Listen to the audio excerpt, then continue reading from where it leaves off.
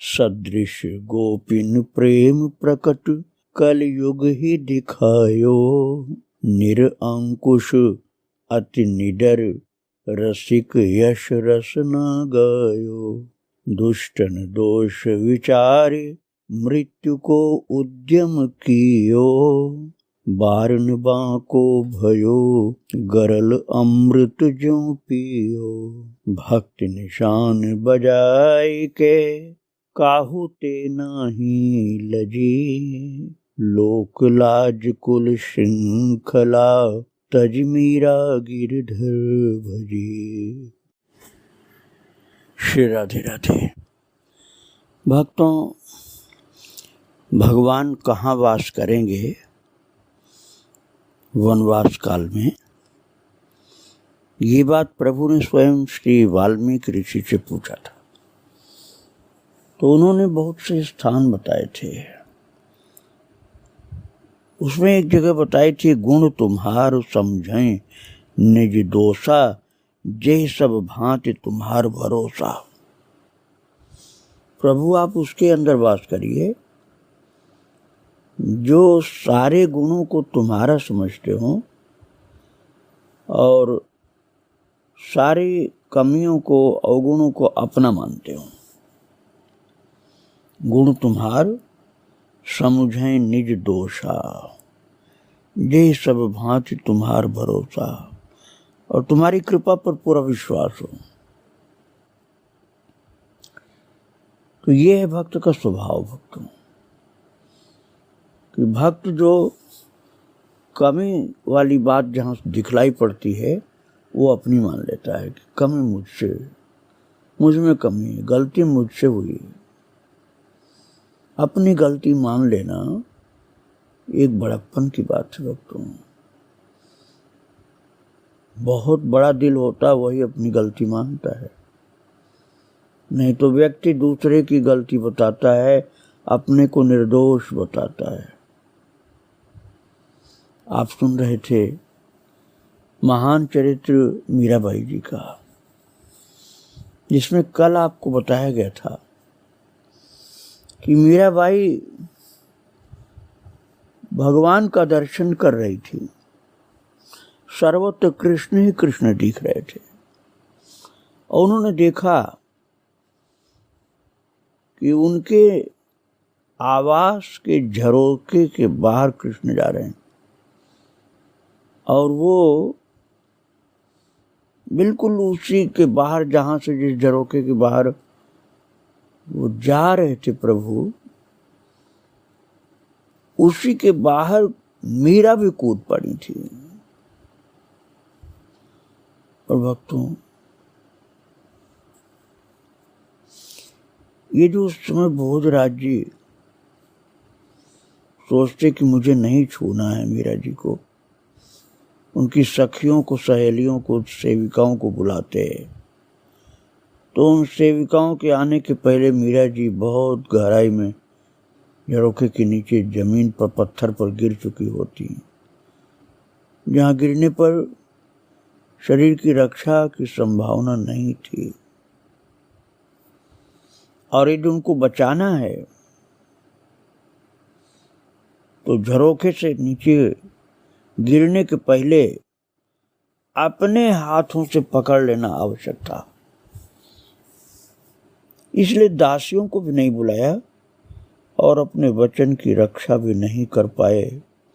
जो स्पर्श न करने का, न छूने का वचन दिया था वो भी नहीं कर पाए। दासियों को भी बुला नहीं पाए जल्दी के कारण।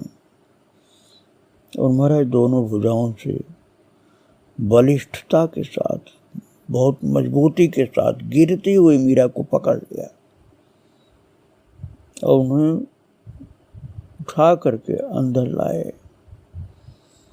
और लिटा दिया उनको बिस्तर पर, क्योंकि वो होश में नहीं थी। वो उस समय बाह्य चेतना में नहीं थी, कृष्ण को पकड़ने के लिए भागी जा रही थी। और भोजराज ने देख लिया था कि ये तो झरोखा के बाहर इनका पैर जा चुका है, अब तो ये गई जमीन पर। इसलिए भोजराज ने मजबूत हाथों से उनको पकड़ करके उठा करके अंदर कर लिया था। और सुरक्षा तो हो गई मीराबाई की, लेकिन जब भोजराज ने देखा कि मीराबाई को बचा तो लिया, प्रभु की कृपा है, लेकिन मेरा वचन टूट गया।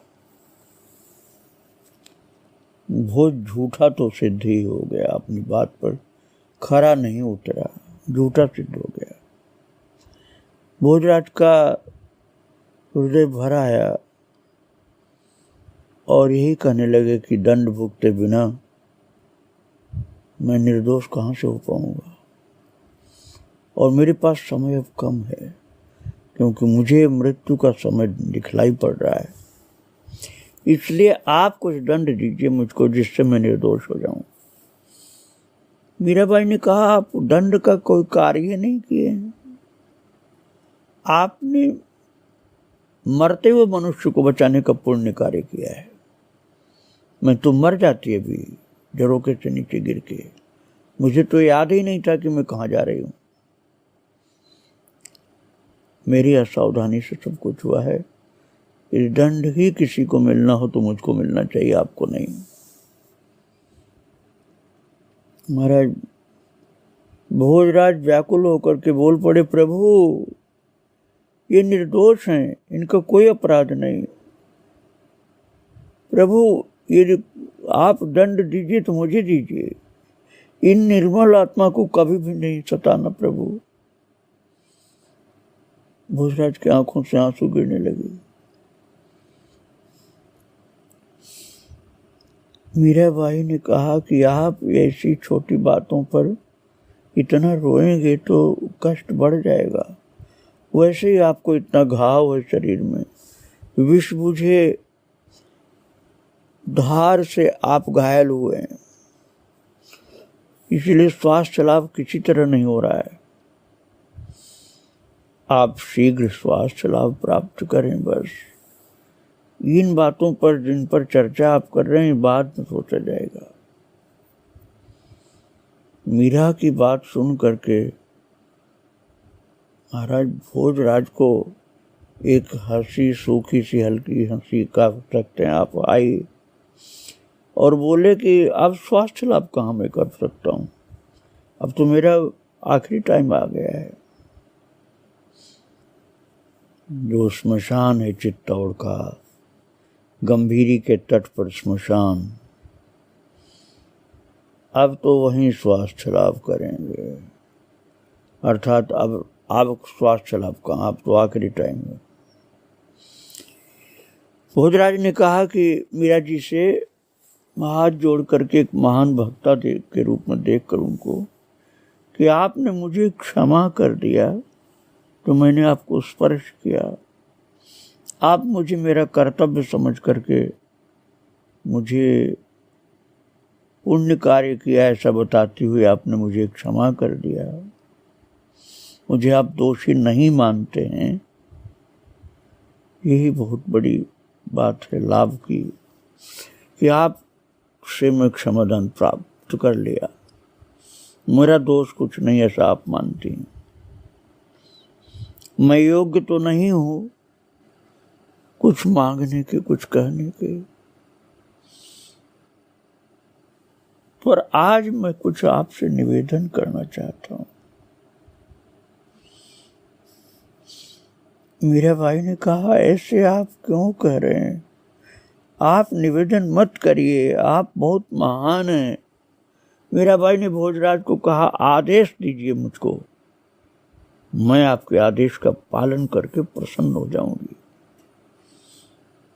और दुख से संतप्त बैठे हुए भोजराज के सिर के केशों में उंगलियां फेरते हुए मीरा जी बोल रही थी, आप बोलिए, आप आदेश करिए मुझको, क्या आप चाहते हैं, क्या कहना चाहते हैं। भोजराज ने कहा, अब अंत समय निकट है मेरा, मुझे अच्छी तरह से पता चल चुका है, एक बार प्रभु के दर्शन पा लेता तो मेरा ये जन्म सफल हो जाता है। आप कृपा कर सकती हैं और सब कुछ संभव है आपके द्वारा। भक्तों, मीरा बाई जो बैठे हुए भोजराज के सिर पर अपनी उंगली फेर रही थी, उनकी बड़ी बड़ी पलकें नेत्र की बंद हो गईं और केशों में घूमती उंगलियां भी रुक गईं। भोजराज को उसी समय लगा, पता नहीं मीराबाई ने ठाकुर जी से प्रार्थना की थी या अपना कोई संकल्प किया था, या कन्हैया ने ही उनके मन की बात समझ के लीला की। कि उसी समय भोजराज को लगा कि उनकी आंखों के सामने सैकड़ों चंद्रमा का प्रकाश फैल गया और उसी दिव्य प्रकाश के मध्य एक सांवली सी सूरत, नीलिमा युक्त सांवली सी सूरत प्रकट हुई है भक्तों भगवान कृष्ण की।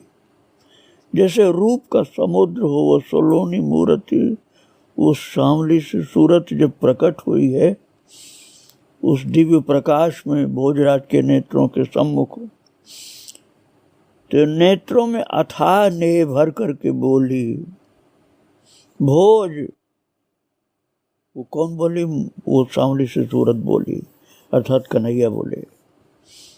भोजराज से बोले भगवान श्री कृष्ण सम्मुख प्रकट होकर, भोज तुमने मीरा की नहीं मेरी सेवा की है, मैं तुमसे बहुत प्रसन्न हूं। भोजराज ने धीरे से बोला कि प्रभु, जो मुझसे अपराध हुआ, मैंने मीरा जी को छू दिया, वो प्रभु हंस पड़े, बोले जैसे रूप समुद्र में लहरें उठी हूं ऐसे आनंद सागर जैसे उमड़ रहा था, ऐसे कृष्ण दिखलाई पड़े थे। ठाकुर जी बोले स्वार्थ से किए गए कार्य अपराध बनते हैं भोज, तुम्हारे मन में तो स्वार्थ की कोई बात ही नहीं थी, तुम तो परम निस्वार्थ परोपकार की दृष्टि से, कर्तव्य पालन की दृष्टि से किए थे। स्वार्थ की दृष्टि से किया गया अपराध होता है, और निस्वार्थ तो सारे कर्म फल मुझे ही अर्पित हो जाते हैं। जो कर्म निस्वार्थ होता है उसका कर्म फल कृष्ण बोल रहे हैं कि मुझको अर्पित हो जाते हैं। भोजराज के नेत्रों के सम्मुख प्रकट हुए सुंदरता के निधान प्रभु भगवान श्री कृष्ण बोल रहे हैं, भोज तुम मेरे हो, अब कहो क्या चाहिए तुम्हें। अब तो दर्शन तुमको प्रत्यक्ष मिल रहा है ना, बोलो क्या चाहते हो, मुझसे बोलो, तुम मेरे हो।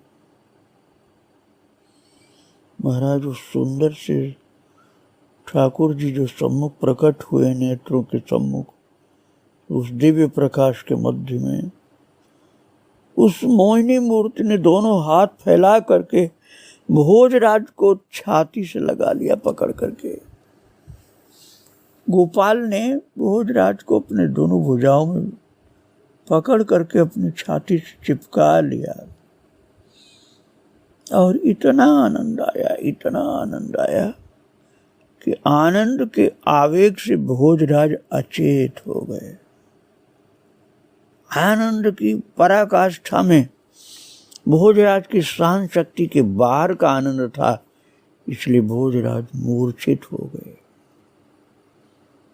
अपने नयनों से कृष्ण को देख रहे थे, अपनी छाती से सटे हुए कृष्ण को सटाए हुए थे, परम दिव्य आनंद को प्राप्त करके निहाल हो गए थे भोजराज।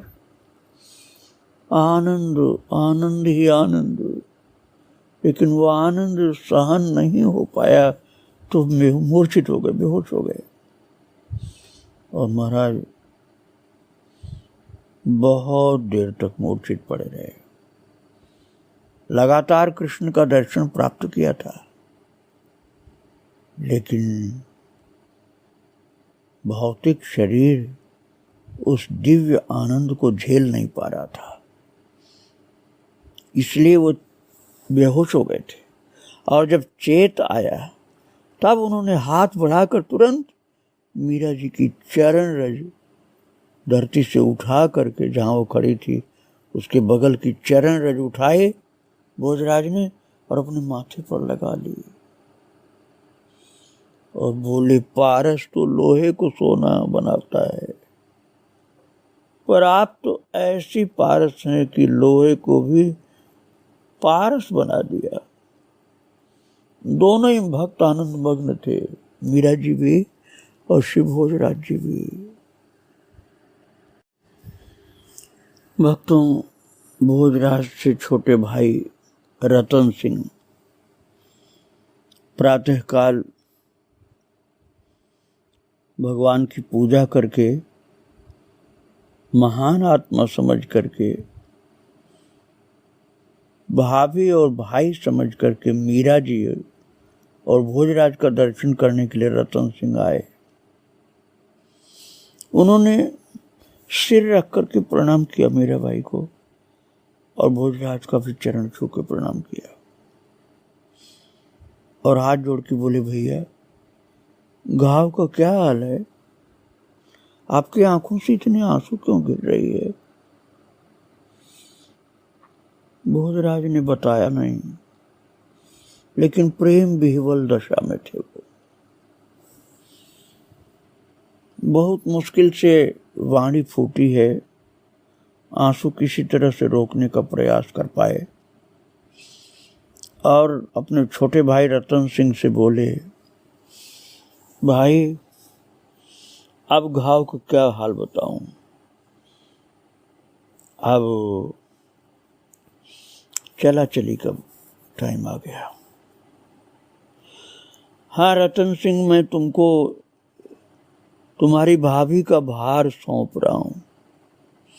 मुझे वचन दो कि इन्हें कभी कोई कष्ट नहीं होने दोगे, क्योंकि मैं तो नहीं रहूंगा अब, लेकिन तुम रहोगे और तुम इनको कोई कष्ट नहीं होने दोगे। एकांत में भोजराज ने रतन सिंह से कहा था। रतन सिंह चौंक पड़े, घबरा उठे, बोले, क्या कह रहे हैं आप? क्या कह रहे हैं बड़े भाई साहब? मुझसे आप ये क्या कह रहे हैं? और भाई की छाती पर सिर रख करके, छोटे भाई की छाती पर सिर रख करके भोजराज रो पड़े। बोले, वचन दो भाई, अन्यथा मेरे प्राण सहज नहीं निकल पाएंगे। अब अधिक समय नहीं है मेरे पास। तुम ये वचन दो कि अपनी भाभी को तुम कोई कष्ट नहीं होने दोगे। रतन सिंह जी ने भाई के चरण पर दाहिने हाथ रखा और आंखों से आंसू बहाते हुए बोले, भाभी शाह को मैं अपनी कुलदेवी बाण माता से भी अधिक पूज्य मानूंगा। इनका हर आदेश श्री जी के आदेश से भी अधिक अनिवार्य समझूंगा। इनके ऊपर आने वाली प्रत्येक विपत्ति को ये रतन सिंह की छाती झेलेगी।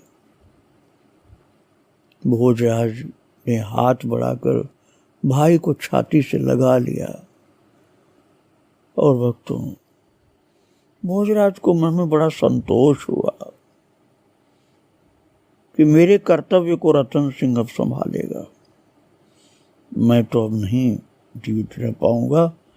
हाँ, मरने के पहले मीराबाई ने कृपा करके मुझे कन्हैया से मिला दिया, कन्हैया का दर्शन करा दिया। प्रभु ने अपनी छाती से चिपका करके कहा कि तुम मेरे हो, और जब प्रभु ने मुझे मेरा अपना बना लिया तो अब कोई चिंता की बात नहीं। अब तो उनके धाम ही जाना है। भाई रतन सिंह ने मीरा जी की सुरक्षा की जिम्मेदारी ले ली थी, इसलिए भी भोजराज निश्चिंत हो गए थे। अब उनको लग रहा था कि अब दुनिया में मेरा कर्तव्य सब पूरा हो चुका है। जिसलिए जन्म लिया था वो सब लक्ष्य प्राप्त हो गया। प्रभु मिल गए, उनका दर्शन मिल गया, उनकी छाती चिपक गया मैं।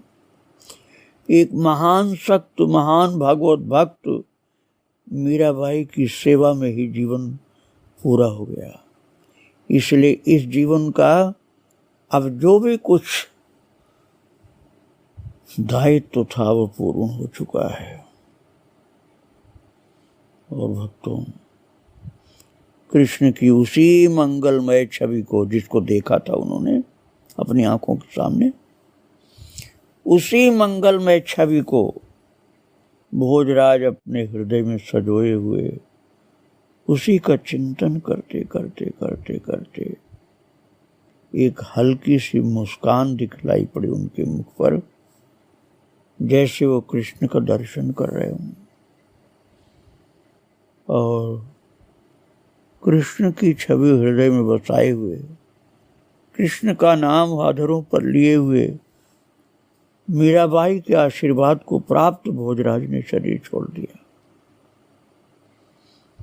और दूसरे दिन चित्तौड़ के श्मशान गंभीरी के तट पर एक चंदन की चिता जल रही थी।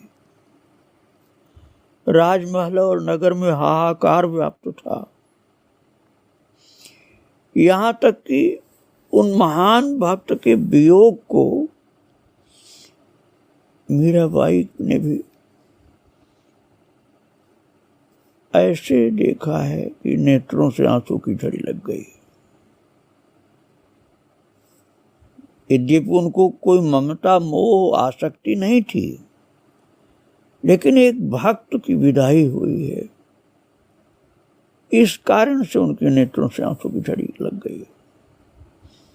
फिर वो सावधान हुई और उठ करके अपने सदैव के नित्य कर्म में लगी। और भोजराज की मृत्यु के बाद 12वें दिन बूढ़ी विधवा स्त्रियां आई मीराबाई के हाथों की चूड़ियां उतारने के लिए। तो मीराबाई ने कहा कि आप सबको किसने कहा कि मेरे पति मर गए? मेरे पति तो कृष्ण हैं, द्वारकाधीश। ठाकुर जी कभी मरते हैं क्या? मीरा ने आश्चर्य से पूछा ऐसा।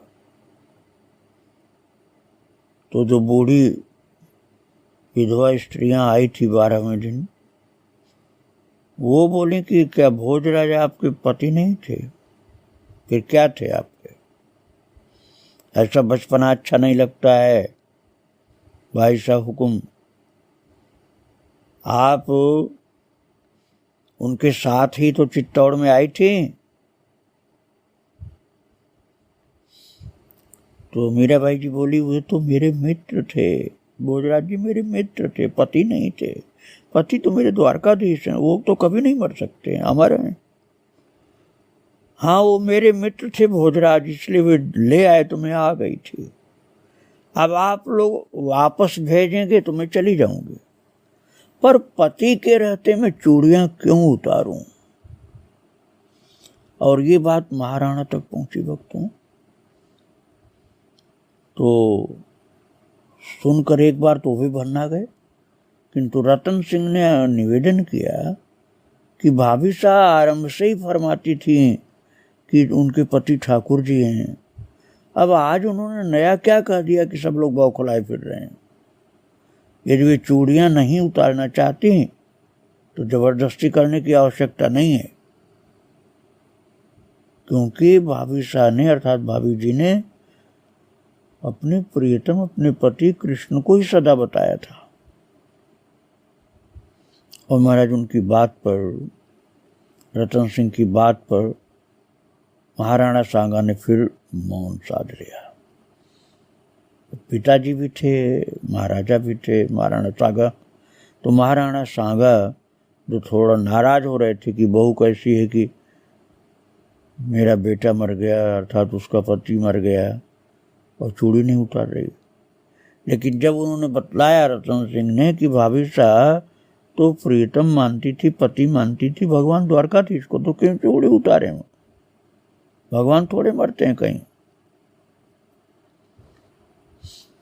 रतन सिंह ने रनिवास में आकर के स्त्रियों को थोड़ी डांट लगाई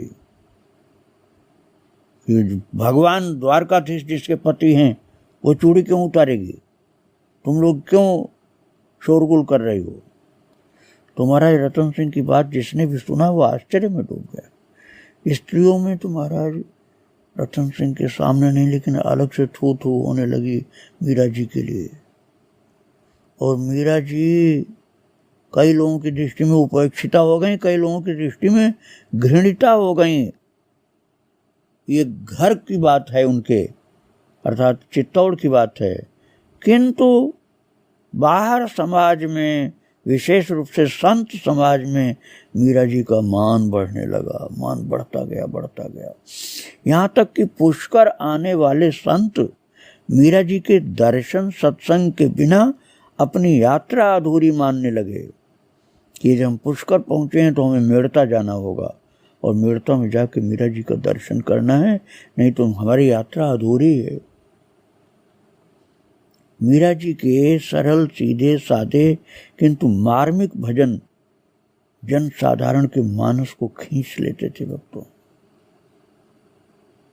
मीरा जी अपने प्रियतम द्वारकाधीश की भक्ति में, सेवा में लगी हैं। परिवार को संभालने के लिए रतन सिंह लगे हुए हैं और संत लोग मीरा जी की भक्ति की सराहना करते हुए उनका दर्शन करते हैं। भक्तों आगे और उनके चरित्र को हम सुनाएंगे। फिर आज मीरा जी को यहीं प्रणाम करके विराम दे रहा हूँ। श्री राधे राधे, जय श्री राधे राधे।